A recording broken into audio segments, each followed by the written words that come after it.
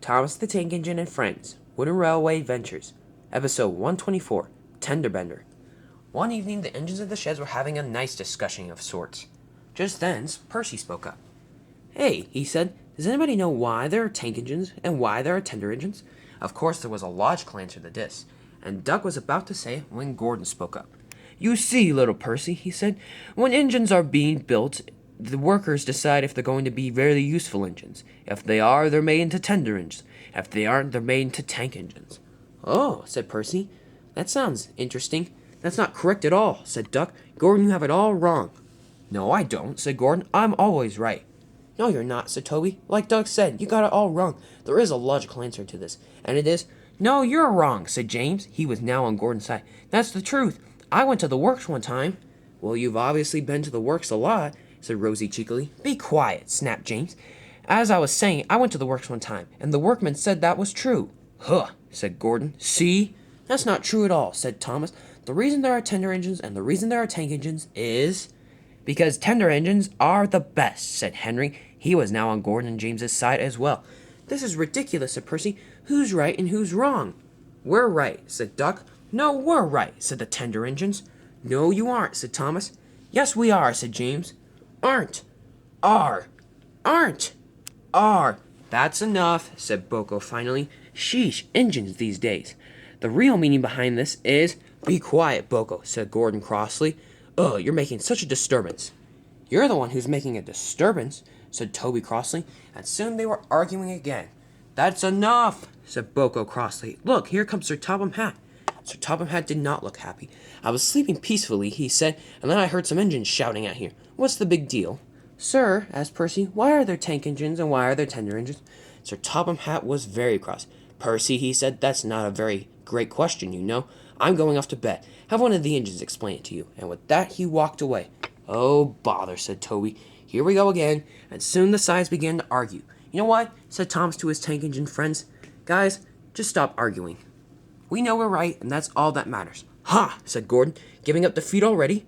All right then, suit yourself." And soon the tender engines were asleep. The tank engines, meanwhile, were still talking. "That was disgraceful," said Thomas. "Utterly disgusting, if you ask me," said Percy. "One of the most despicable things I've ever seen," said Duck crossly. "We must pay them out," said Rosie. "But how?" "That's a good question," said Thomas. Hey, I have just the idea," and they whispered it to their others. The next morning it was Henry's turn to pull the express. "Don't do anything stupid, Henry," said Gordon. "The tank engines will be watching us, and you need to impress them." "I will," said Henry cheerfully. "I'm off. Good luck." "Good luck," said the engines. He puffed onto the turntable. "Go shunt my coaches, Thomas," said Henry cheekily. "We'll not," said Thomas. "We will not," said the rest of the tank engines. "All right," said Henry. "Suit yourself." And with that he puffed away the Poldy Express. He arrived just in time. The passengers were already loading into the coaches. "Get in quickly, please," he said, and the passengers did. Henry looked off to his side and saw several tank engines sitting there. "Hello," said Henry. "Stepney, have you ever pulled the express?" "No," said Stepney. "Why?" "Oh, just wondering," said Henry. I guess you'll never get the feeling that a tender engine does when he pulls the express." Stepney really didn't care. "Just go do your work," he said crossly. "All right," said Henry. Soon the guard blew his whistle, but there was trouble. The express was particularly heavy that day, and Henry didn't know this.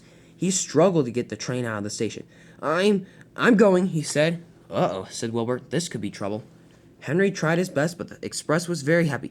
"I'm almost there." Just then there was trouble. Henry decided to give a great heave. "All right," he said. "On three. 1, 2, 3. Henry heaved so hard that he broke the coupling between himself and his tender.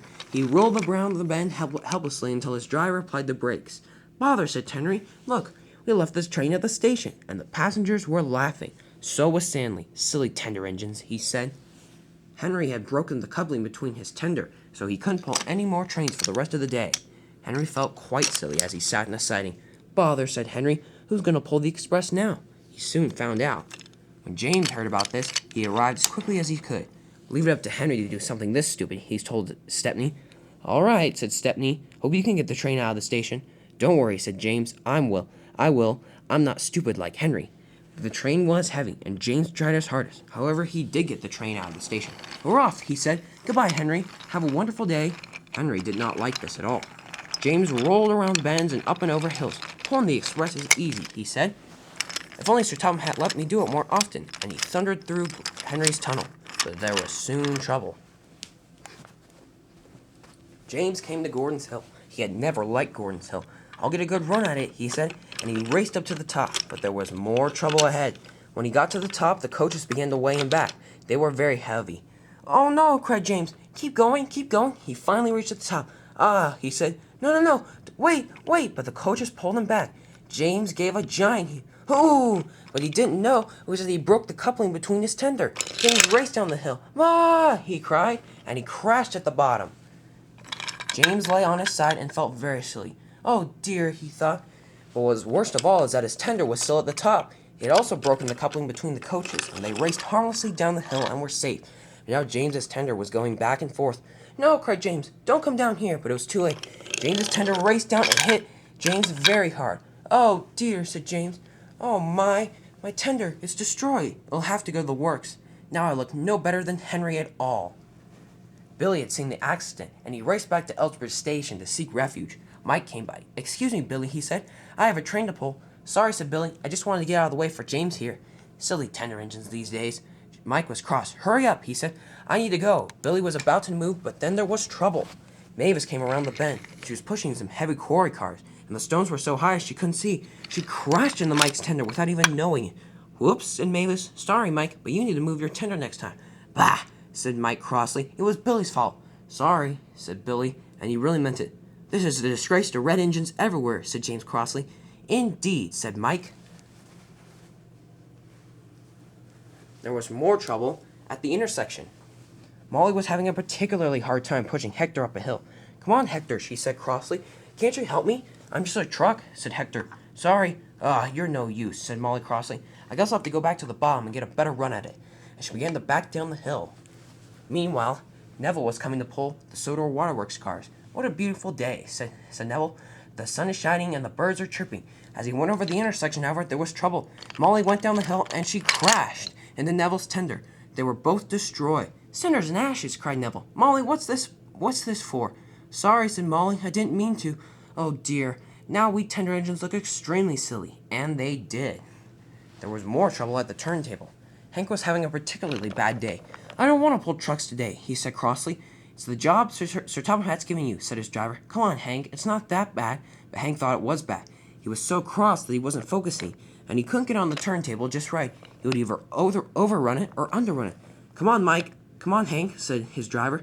Focus now, but Hank didn't want to. There, he said. That's good enough. The turntable master began to turn the turntable. Wait, no, my tender, cried Hank, but it was too late. Hank's tender was destroyed, and Hank felt very silly. Bother, he said. I guess I'll have to go to the works, and he was right. Because of all the crashes that day, Donald and Douglas had to shunt in the yard. Ugh, said Donald. I have never particularly liked shunting in the yard, and today is not an exception. I agree, said Douglas. When tender engines shunt, it becomes a very difficult process, because they can't go forwards and backwards as quickly as tank engines can. Douglas was coming in with some freight cars, while Donald was pulling out. Watch your tender, cried Donald, but it was too late. They crashed into each other, and their tenders were destroyed. Bother, said Douglas. My beautiful tender. My beautiful tender, said Donald. Oh, well, I guess it's both of our faults. This is terrible, said Douglas as he looked down the line. There's Frank and Molly, and I think I see James and Mike in the distance. What a disgraceful day to tender engines everywhere. There was even trouble at the docks. Edward was waiting for Salty's train. He was sitting in a siding, humming peacefully to himself, when suddenly Cranky's arm came down. Cranky wasn't focusing, and so when Edward puffed off, Cranky accidentally coupled to his tender. Hey, said Edward, give me my tender back, but Cranky wasn't watching. What? He said. Oh, your tender, sorry, and he accidentally flung it down the track. Edward's tender tumbled end over end and was destroyed. My beautiful tender, said Edward crossly. Cranky, what was that for? Sorry, said Cranky. I didn't mean to. Gordon was watching from a distance. Silly tender engines, he said. First James and Henry, now Edward, and all those other engines? Tender engines are a disgrace. He began to back up, but what he didn't realize was that there was more trouble ahead. He and Murdoch were the only tender engines left on the island, and they were both going to get trains. Gordon meanwhile, had to go get the soda or dairy cars. But since the soda or dairy cars were on his way, Murdoch had to go around and get Salty's freight train. They were both heading for the same spot, the drawbridge. Meanwhile, Bulstrode was coming in with some packages. The man at the lighthouse saw this, and he began to raise the drawbridge up, but it was very slow. Come on, come on, come on, said Bulstrode. I don't have all day. The man shouted a warning to Murdoch and Gordon, who were approaching fast, but they didn't hear it because Bulstrode was making such a fuss. Soon the drawbridge was up, but it was too late for Murdoch. He accidentally shunted his tender down to the water where the drawbridge was, and it was washed away. My tender, cried Murdoch. Come back, but it was too late. Gordon was busy humming to himself. The docks, he said. I wish I could pull the express. Just then he realized he was going up the incline. Whoa, cried Gordon. No! His tender fell off and was also washed away. Gordon now raced down the bend. I'm without a tender, he cried. Help! His driver and fireman jumped clear at the last possible second when Gordon's front wheels came off the track. Yay! As he raced through a field. Help! He bounced off the water tower, hit off the shed, and landed right by the turntable on his side. There, sitting there, were all of the tank engines, and they started to laugh. Oh dear, said Gordon, I've been a very silly engine. And he had. The tender engines were shunted into their appropriate spots in the sheds. Oh dear, said James, what a day. What a terrible day, said Gordon. The tender engines are officially disgraced, said Henry. If it hadn't been for Gordon's silly idea, said Douglas, we wouldn't be sitting here right now. Agreed, said Donald. I feel very silly without my tender. You should, said James. It's not normal for a tender engine to have to be tenderless. Gordon felt very sad. Sorry, guys, he said. Just from now on, don't listen to any of my plans. They are quite silly. Agreed, said Henry. Huh, I can't wait to get my tender back. I wonder when we will get him back, said Donald. Just then, Sir Topham had arrived. I have sent your tenders away to the works, he said. Hooray, said the engines. When will we get them back? Everybody's tender will be back in a few days, said Sir Topham, except Gordon, James, and Henry. Why us, said the three engines. Because, said Sir Topham, you came up with this plan, and you will serve a punishment.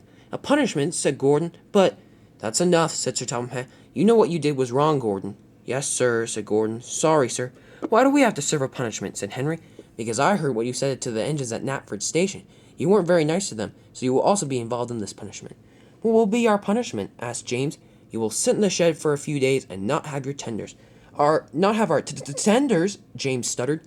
Yes, said Sir Topham. I think it is a very fitting punishment. Off I go now, and with that, Sir Topham walked away. At least we get our tenders back soon, Douglas said to Donald. Indeed, said Donald.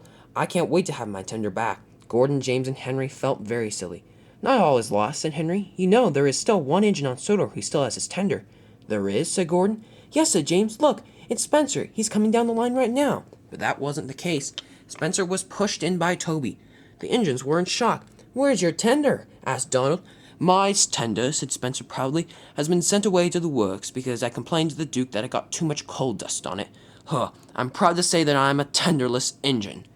The engines were very cross. Spencer, said Gordon, you've ruined us. Ruined what? Said Spencer. Ruined the tender engine. You've ruined the tender engines in general, said James. Now there's not a single tender engine on Sodor who has its tender, said Henry. Oh dear, said Donald. We are officially in disgrace. Whatever, said Spencer. Please take me away, Toby. Huh, said Toby. What a bossy engine. Well, you guys have certainly been quite a tender bender, said Arthur. Indeed, said Whiff. Lady Luck was on the tank engine side for sure. The tender engines felt very bad. Spencer and Toby puffed away. For the next few days, tenders came and tenders went. Edward was the first engine to get his tender back. Goodbye, everybody, he said. Have a good day, and Edward puffed away. Gordon felt very sad. We're going to be stuck in the shed for a long time, he said. Indeed, said Donald. For a few days, the tank engines had to run the entire railway, but they didn't mind. They knew that the tender engines were getting a very fitting punishment. For the next couple of days, Donald and Douglas got their tenders back, and they went away to work. By the end of the week, it was just Gordon, Henry, and James who didn't have their tenders. I want my tender back, said Henry sadly. I feel so empty without it, if you get my meaning. I understand, said Gordon. Huh, I wonder when we will get our tenders back. Just then, Sir Topham had arrived. Your tenders are on their way back right now, he said. Hooray, cried James. I want my tender back, sir. I'm glad that you've learned your lesson, said Sir Topham. Thomas, Percy, and Duck will go get them from the works today. The engines were cross. Why them, sir, they said. It's either those engines or no tenders at all. What do you want? The tender engines happily agreed to have to have Thomas, Percy, and Duck go get them, and Sir Topham Hatt walked away. I hope they won't tease us about it, said Gordon crossly, but he was wrong.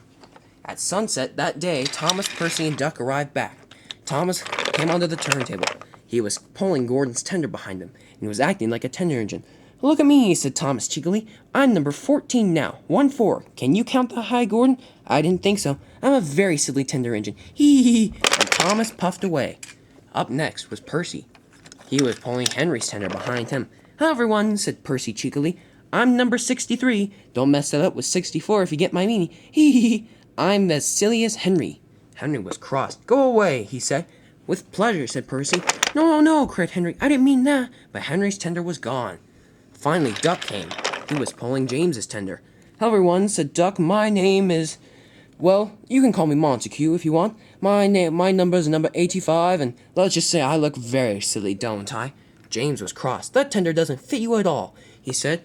Yes, it does, said Duck. I'm a Christmas tree. Haven't you seen? Hee. And Duck rushed away. Get back here, said the tender engines. But they knew that this was part of their punishment. From now on, the tender engines were sure never to tease the tank engines ever again.